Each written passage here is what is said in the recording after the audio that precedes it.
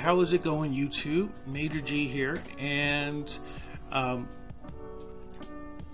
so if you don't know, I live at Grand Canyon, in Grand Canyon, Arizona, which is inside of the national park, the U.S. National Park, and I thought I'd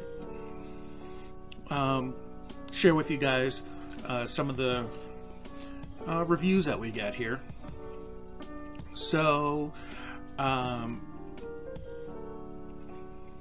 we get about I think it just went up to 6 million people, about 6 million people annually. The vast majority of those people come here on buses from Las Vegas, and so they're only here for about an hour or two. However, we do have hotels here in the park, and many people come here not just for a day, but for many nights. We've had people stay here for a week, couple weeks, up to, I think the longest time I've seen anyone here was about a month or two. And there actually used to be an artist that lived here who just stayed here for multiple months out of the year.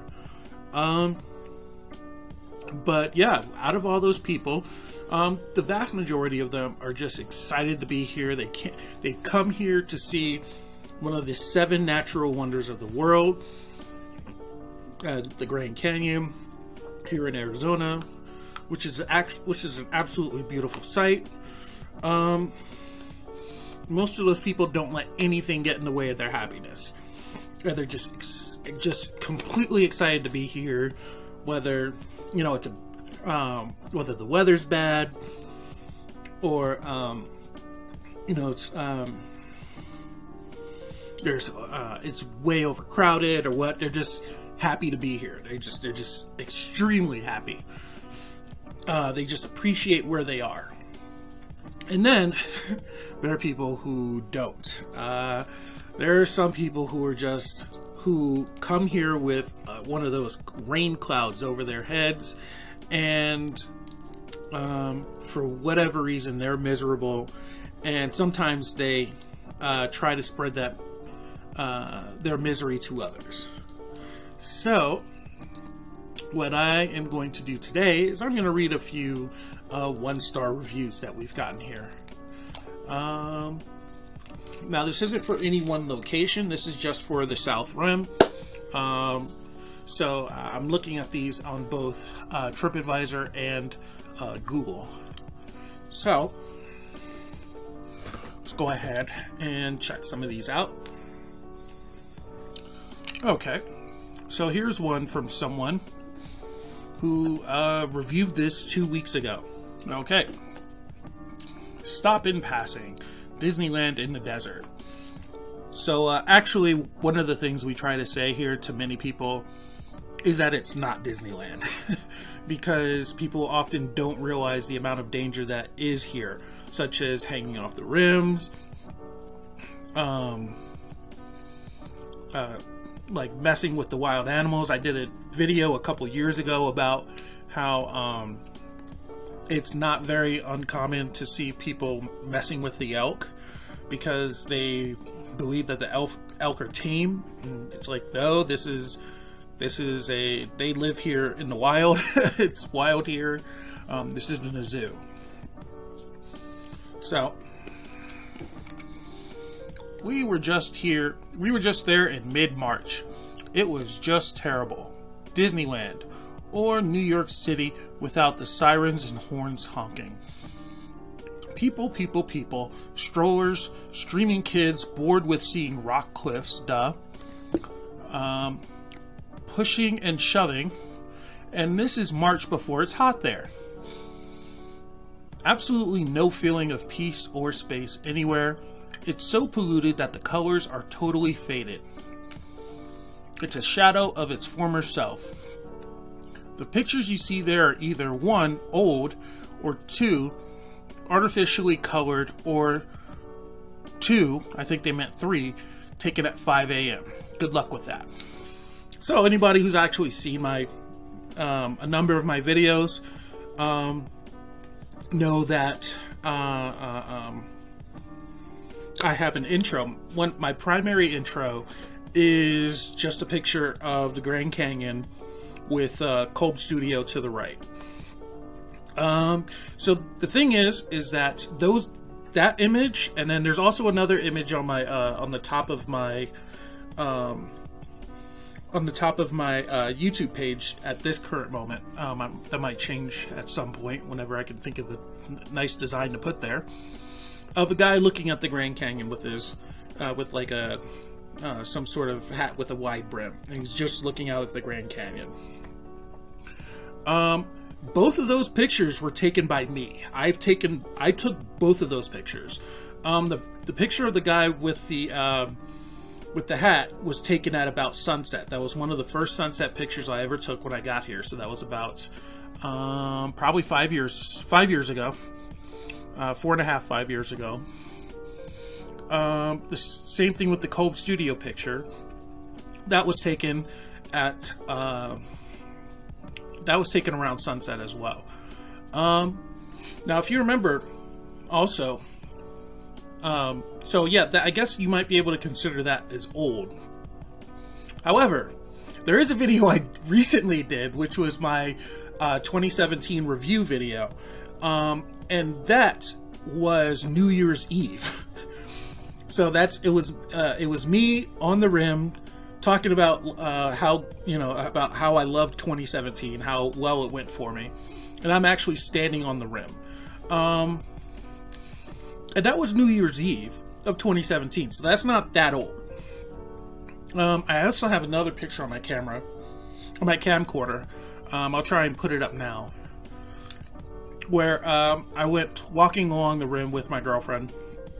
Now, the one from 2017 was around sunset. The one with my girlfriend was, I think, in January. It was either January or February. I just made some. I just made a just kind of a video of strolling down the rim trail between the Red Line bus stop and probably up by Bright Angel Lodge. So that is very recent as well. You'll notice in both of those that it's not actually very faded. The colors actually look pretty freaking good. And as for her saying that it was people in March, yes, that is absolutely true. Here's the thing: if you're from the United States, March, in fact, I'm based on the international traffic too, because we get a ton of Japanese people during that time. But March through about April is spring break, so kids are off during that week. Basically, you went during a holiday week, and you're complaining that the roads are packed. Like, everybody knows that's a thing. If you go somewhere on Independence Day weekend, it's just gonna be full. If you try to fly on Thanksgiving, it's gonna be full. And that's how it is here, because people like to come here for whenever the kids are off. Whenever kids are off, it's super busy here. So between about March and about mid-April, it's actually pretty busy here because kids are on spring break. So everybody takes a road trip because the kids are off for about a week and a half.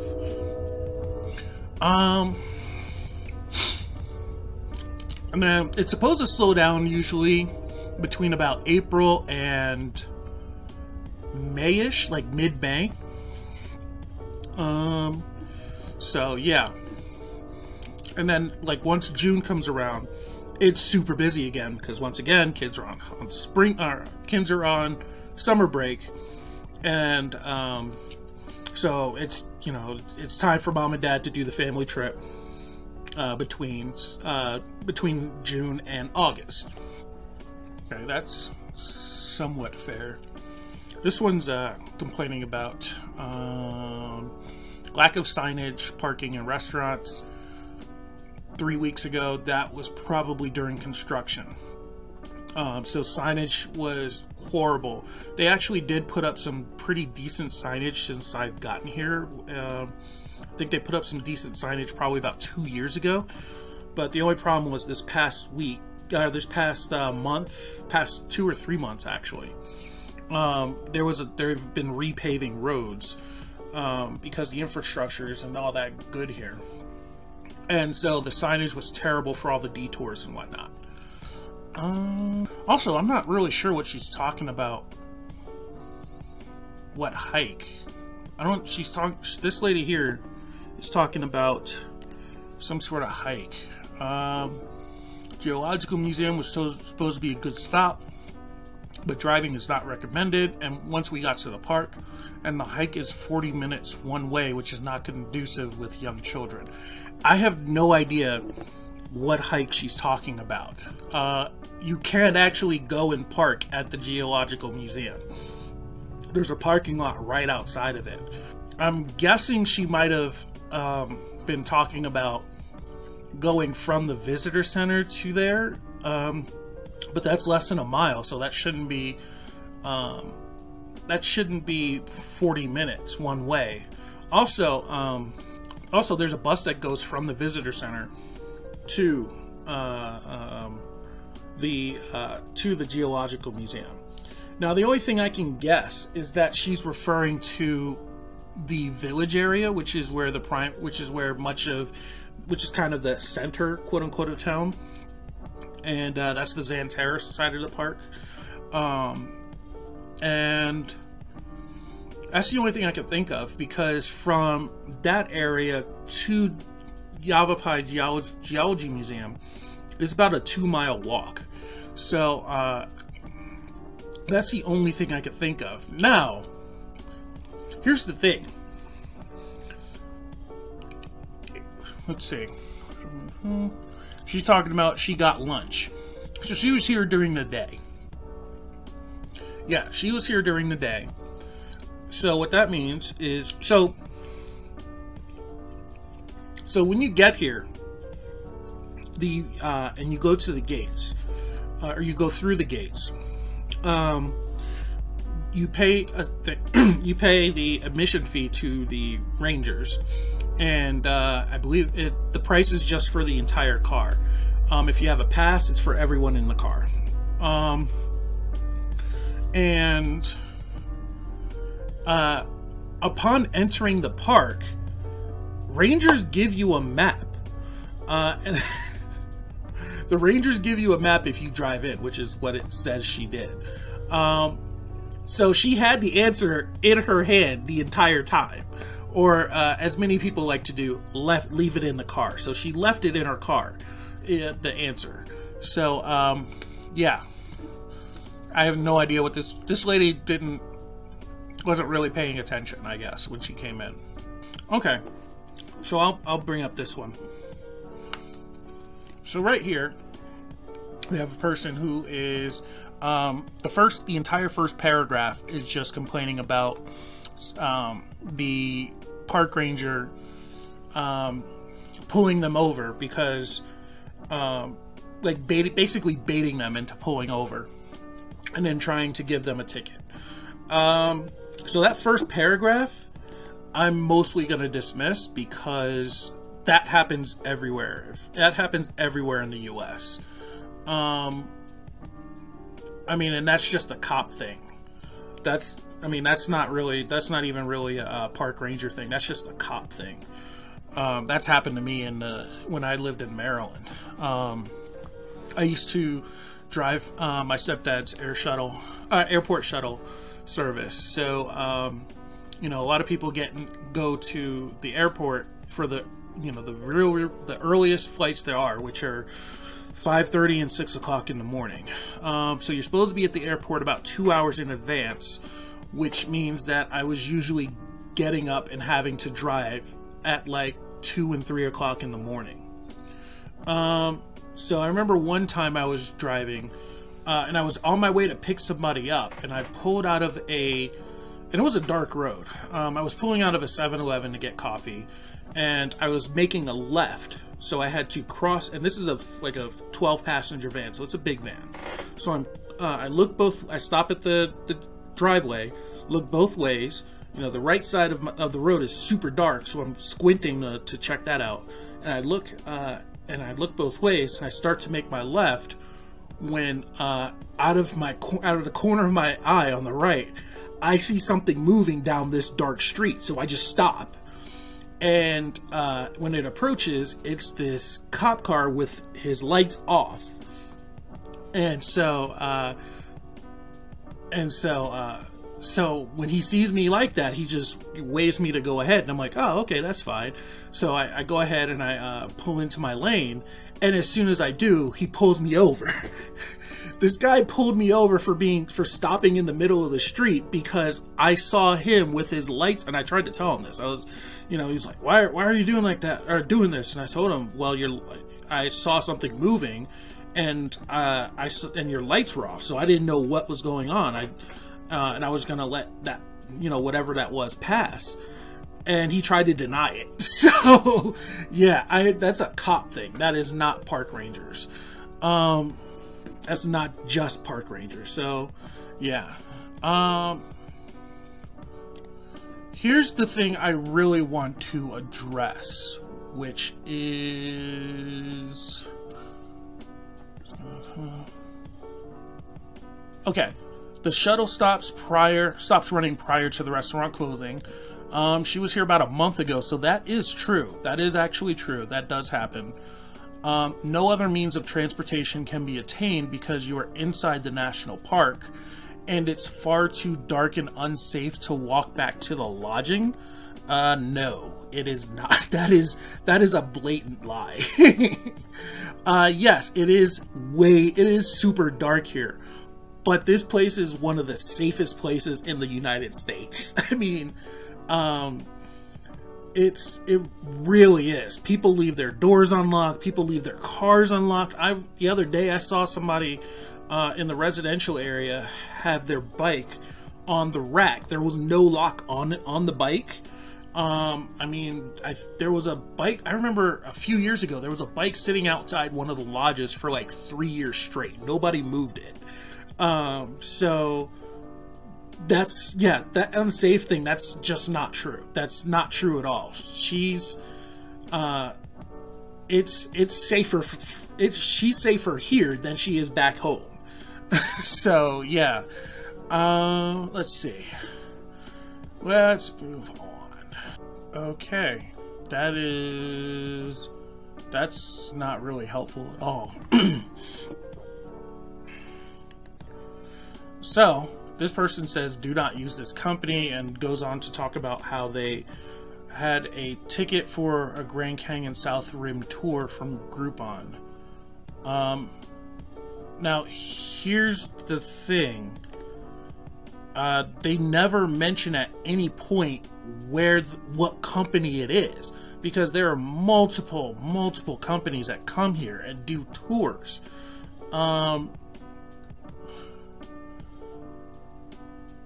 They also don't say how long they were here.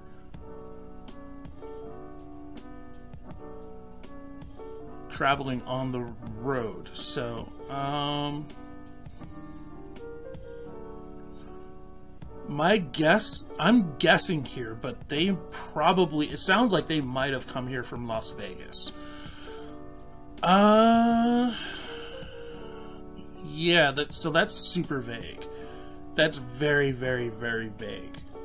It just doesn't say what company that is.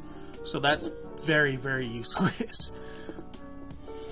Yeah, so this is something that is a common issue I've seen. Yeah, this person came here expecting something extremely grand. They saw a hole in the ground and they got upset about it. So there's not really much you can do about that. If you're not really a fan of being out in nature, I guess that's not really, this place really isn't for you. Yeah, I don't really know what to say about that. January. Yep. So, once again, this issue right here is actually covered in one of my older videos that I've made, and now you're seeing I'm not just making this up. So this guy came here in January, and he's upset because he couldn't see the canyon. Yeah, someone told him that it happens once in a blue moon. No, that's not true at all. It's actually extremely common for the canyon to be unviewable in winter and in late summer. I've mentioned this in some of my old videos because of the temperature, and I know it seems unreal, but it's totally true. The entire area gets fogged up and you can't see a thing. And once again, this is very, very common in winter and in late summer when during Arizona's monsoon season. And that's because of the changes in the temperature, or the differences in the temperatures on the rim and inside the canyon. Inside the canyon, the weather is usually close to whatever the weather is in Phoenix or Las Vegas.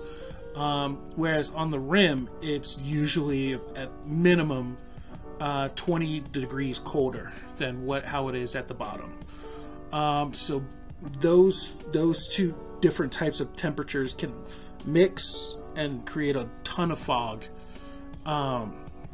making the canyon unseeable. I don't know what this is about. Okay.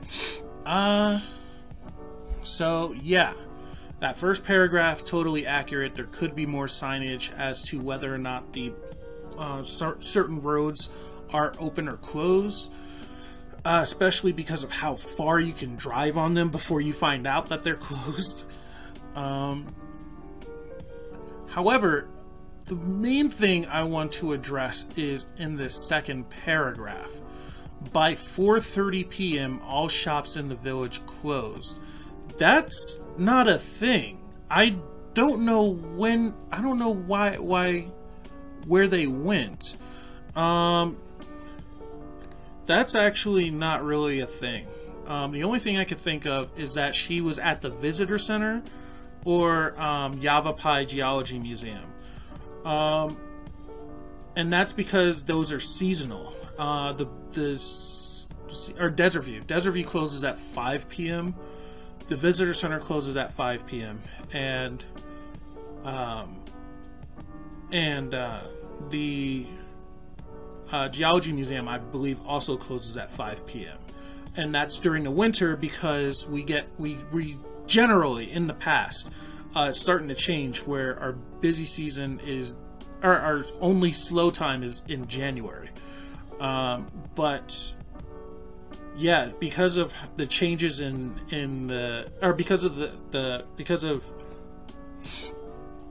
because of generally how few people come here, a lot of places shut down early, and that's mostly just the government places, government and Grand Canyon Association.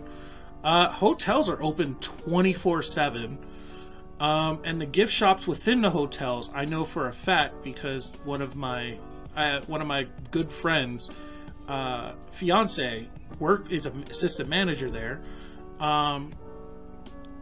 They didn't close until 9 p.m. They shortened their hours slightly from, I believe it's either 8 a.m. or 9 a.m. to 9 p.m. As opposed to 10 p.m. So by 4:30, if she'd gone to the right places, they would have been open. In fact, that's definitely not in the village. Because the village is generally open. Every place is open, and she could have gotten a hot chocolate up until about 10:30. And I know that because I've gotten food up until about 10 o'clock at that time. So I don't know where she went or where this person went, but that's not the case. Yep. This is what I was more expecting.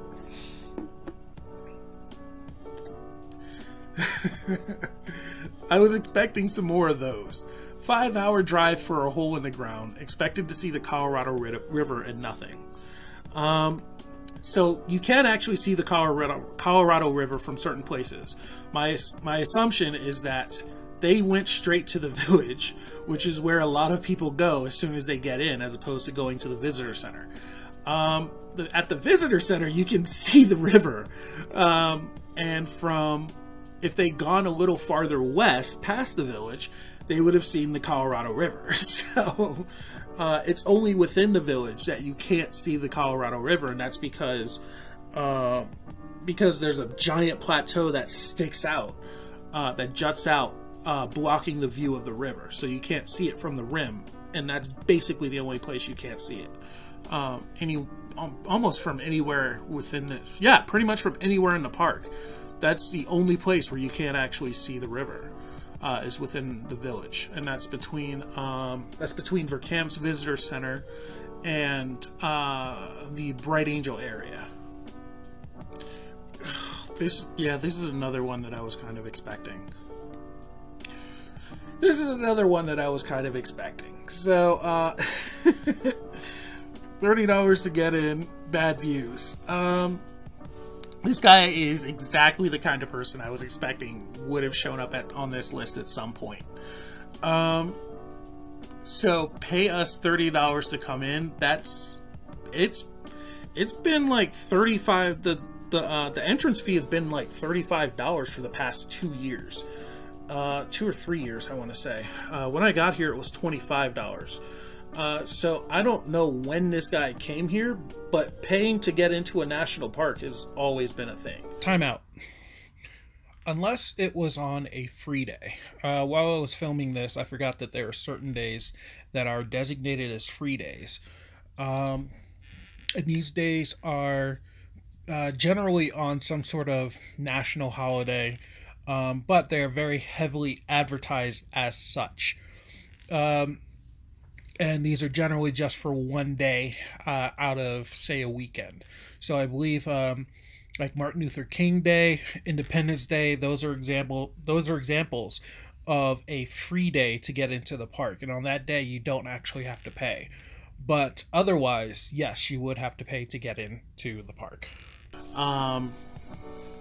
Maybe you just came in on a tour or something. I don't know. Also, the fact that this person also didn't really seem to plan out their trip. Because if you look at a map, there's only 2 entrances to get here. I think he just made a GPS and that's it, which is something, if he'd actually called and asked, that's something we would have told him don't do. You don't use a GPS to get here because GPSs will fail you. They will absolutely fail you. They'll bring you through dirt roads. They'll bring you in the long way. All sorts of crazy stories we've seen. Now, if he was coming from the northeast, that would have made sense to come in through that entrance because that's basically the only way to get in from that area. But had he actually bothered to look at a map, they would have known this because it's on the map.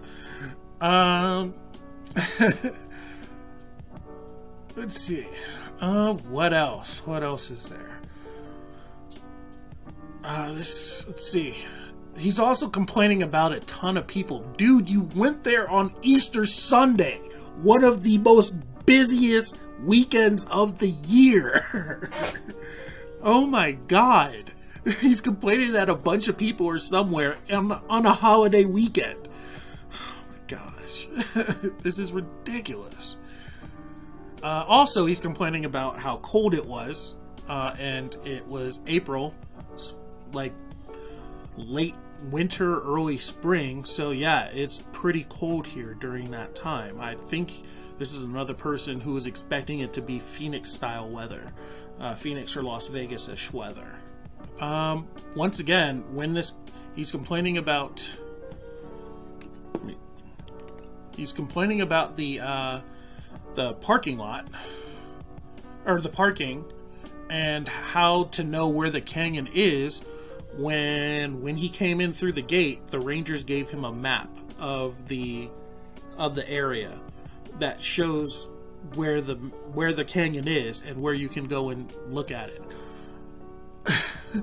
The sign that he's complaining about was in his hand. It was right there in his hand, and he didn't bother to look at it.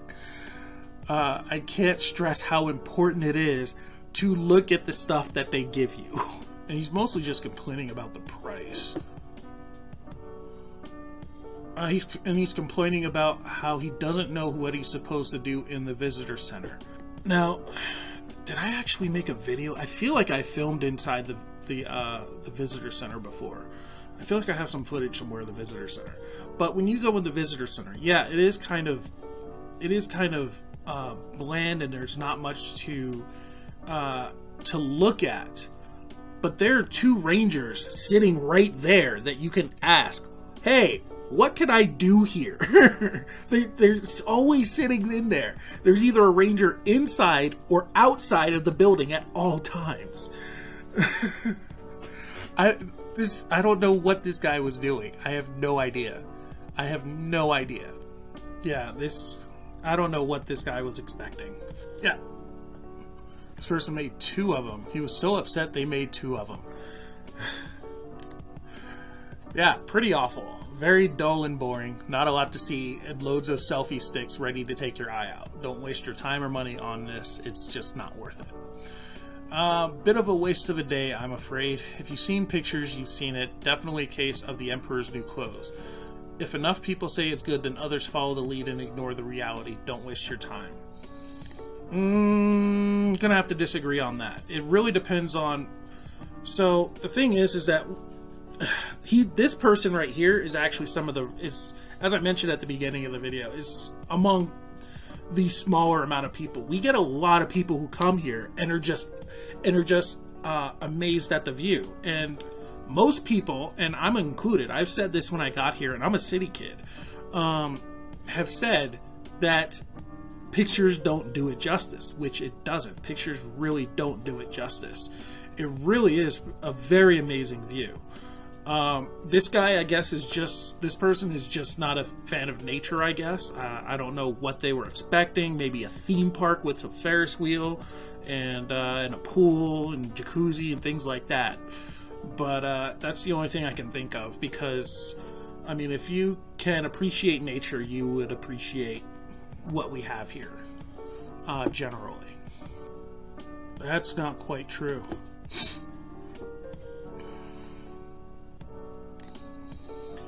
Amazing place, but commercialized.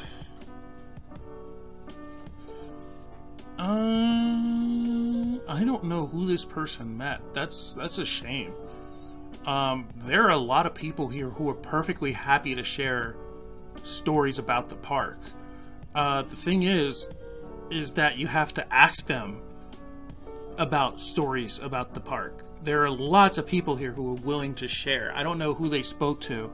I'm not going to discount that experience, but I'm guessing they went to the wrong people.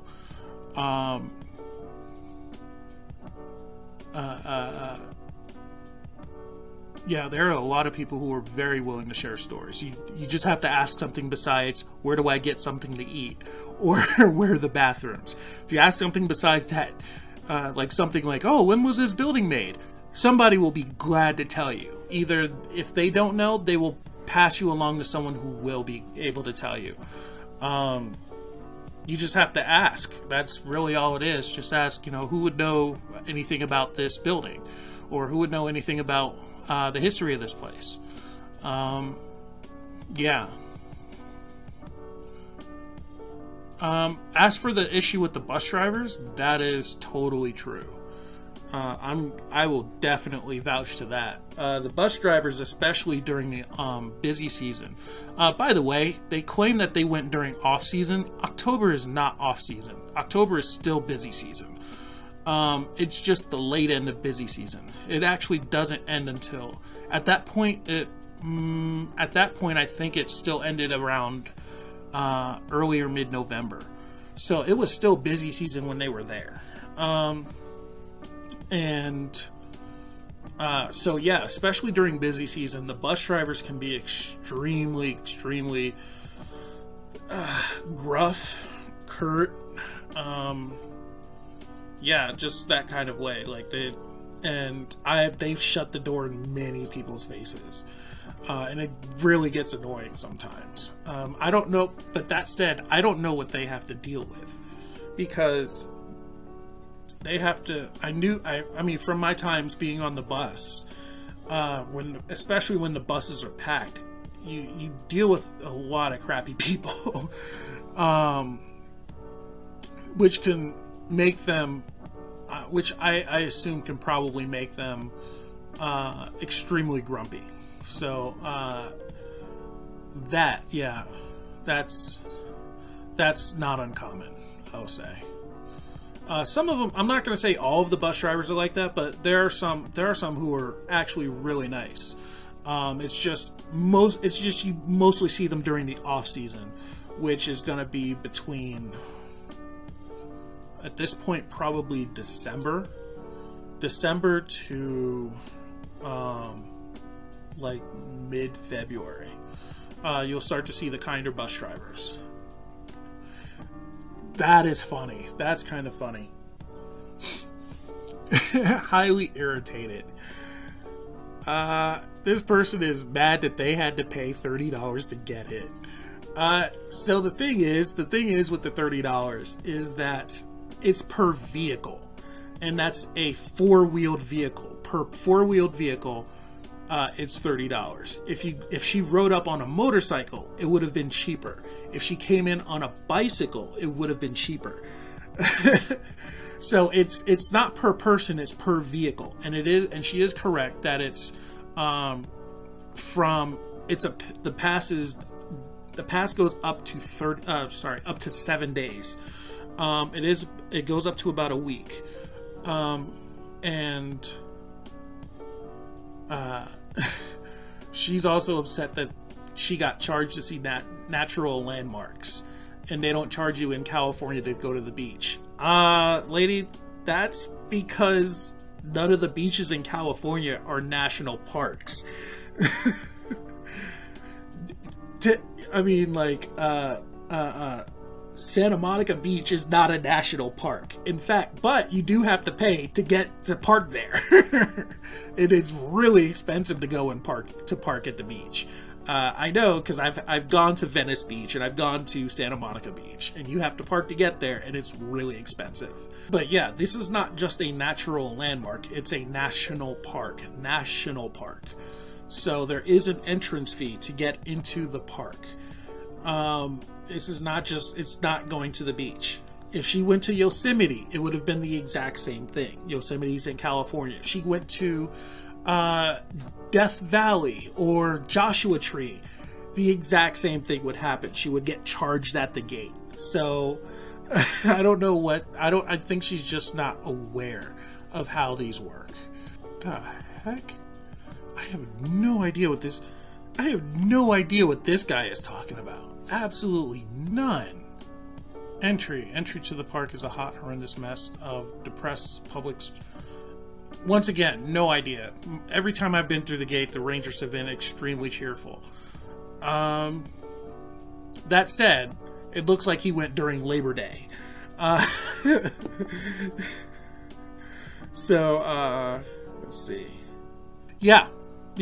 So this fellow went during Labor Day weekend.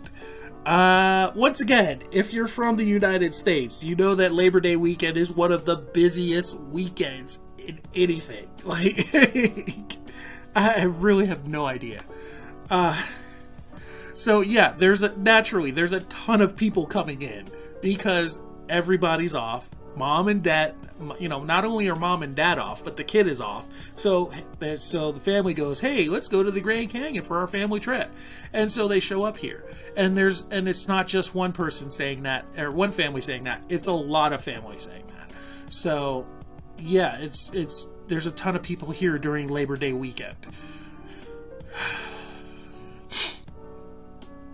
The whole village carries a pungent odor of stale urine. I have no idea what this guy is talking about.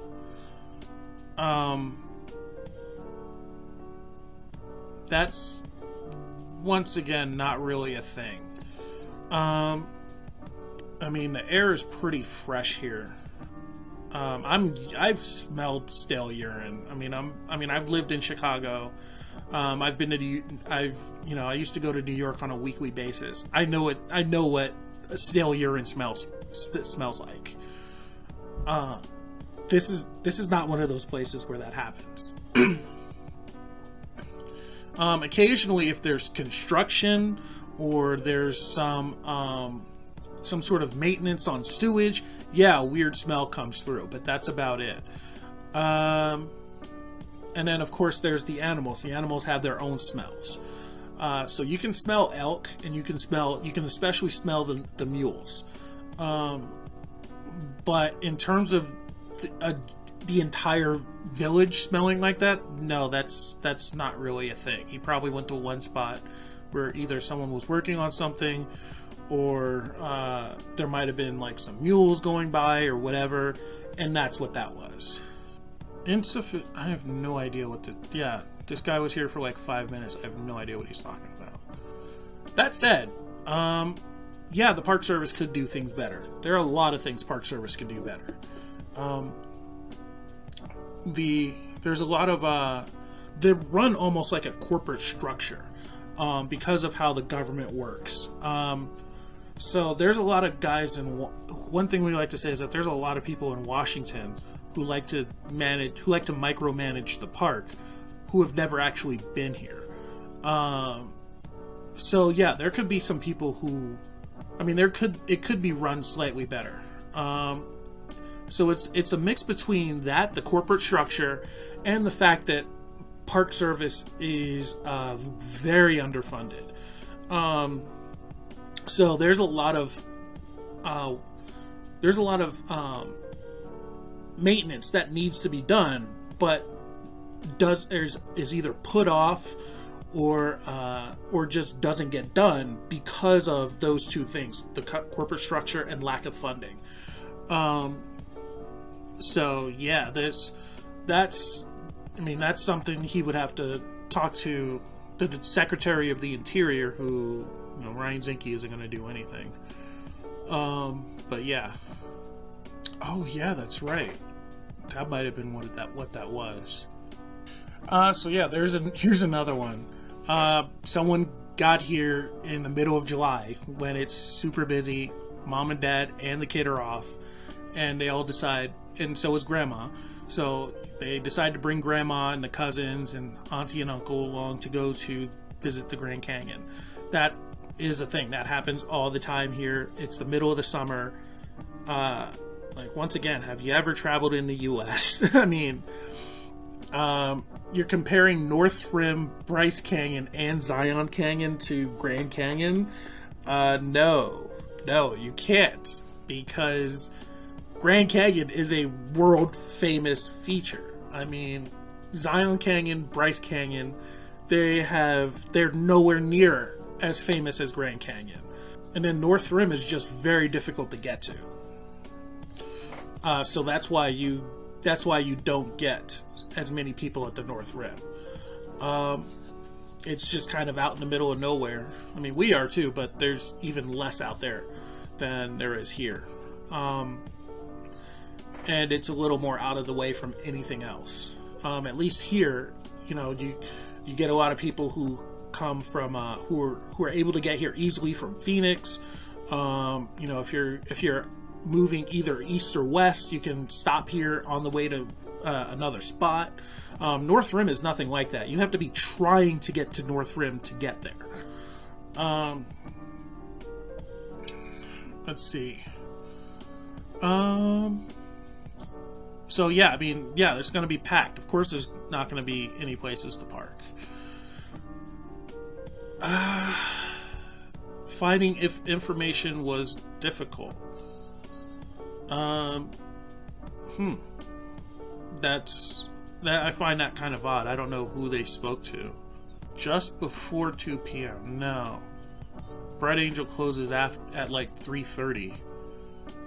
I'm thinking they went to El Tovar. El Tovar closes at 2 p.m. So our sit-down restaurants here, we have, so at Yavapai Lodge has a tavern and a cafeteria. The El Tovar has a restaurant, has a dining room. Arizona Room at Bright Angel Lodge is a dining room, and then Bright Angel Restaurant or Harvey House Cafe at Bright Angel is also a sit-down. It's like a diner-style restaurant, and then you have a food court and a pizza pub down at Maswick Lodge. So the restaurants, the sit-down restaurants, all close between the meals. It's not like your regular restaurants in most places. And actually, some restaurants do follow this format. It occasionally happens, but some restaurants do follow this format, where they actually close. The restaurant itself closes between meals to prep itself for the next one. And our restaurants here do that. So El Tovar, Arizona Room, and Bright Angel all close between meals. El Tovar closes the earliest, which is at 2 o'clock. Bright Angel doesn't close at 2 o'clock. Bright Angel it's never closed at 2 o'clock. Bright Angel closes somewhere between 3 and 4. Yeah, Bright Angel closes sometime between 3 and 4. And then Arizona Room closes an hour, 30 minutes after Bright Angel does. Was that right? Something like that. And then they all reopen at like 4:30-ish for dinner. However, there is Maswick and Yavapai that are open the entire time. So it's just bad timing at that point. I once again, I don't know who they were asking about some of this stuff. That's not. Yeah, the fact that Yavapai is glorified fast food, that's not that far off.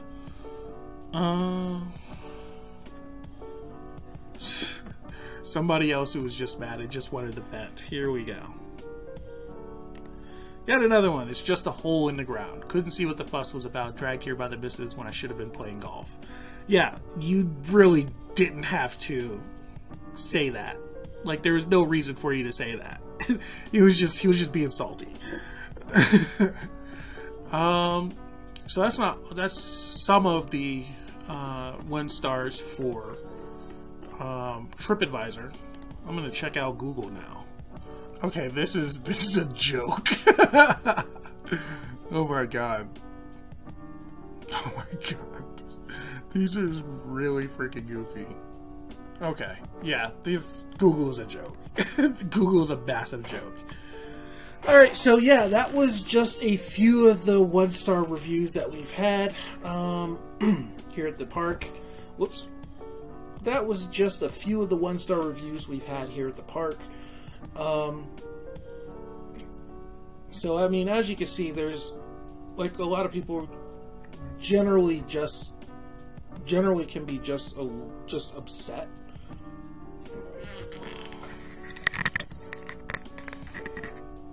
There we go.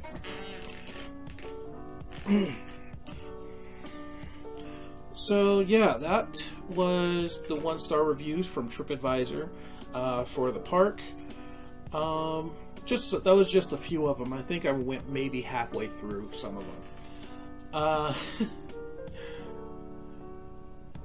Yeah, so I mean, a lot of them are just, I don't know, if they had just bothered to look before they just hopped in the car and turned on the GPS, did a little research, it's a lot of these things could have been, a lot of these problems could have been solved beforehand.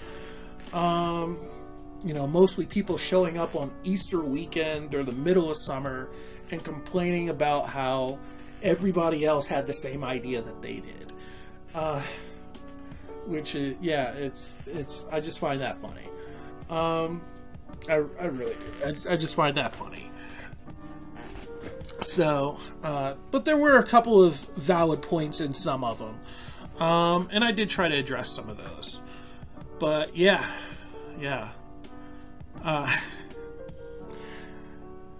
So yeah, I'll try and keep up some more some videos in the future. But let me know what you thought of it. Like, comment, subscribe, share. I'm gonna start up an Ask FM so I can get some questions from you guys. If you have any extra questions that I can answer, just leave them in the comments.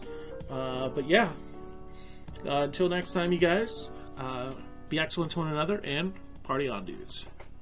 She had her camera up and out, and she just kept getting closer and closer, and that's a huge problem. And then you can hear Jody trying to warn the tourists to back up. Ma'am, could you please? But it was already too late. Oh. I was just gonna tell you you're too close to that elk, and that's why. 25 yards, ma'am. To put it in perspective,